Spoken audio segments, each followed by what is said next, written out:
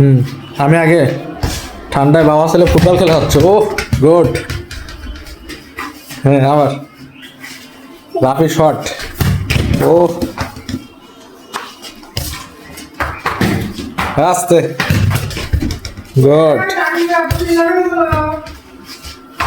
ঠান্ডায় কি করবো, এখন খেলা হচ্ছে না। ঠান্ডায় গা গরম করার জন্য ফুটবল খেলা হচ্ছে, তাই তো?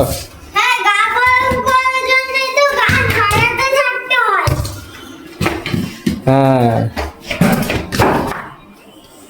গুড। ও শট, আস্তে একটু পিছিয়ে, একটু পিছিয়ে যাও। হ্যাঁ মারো।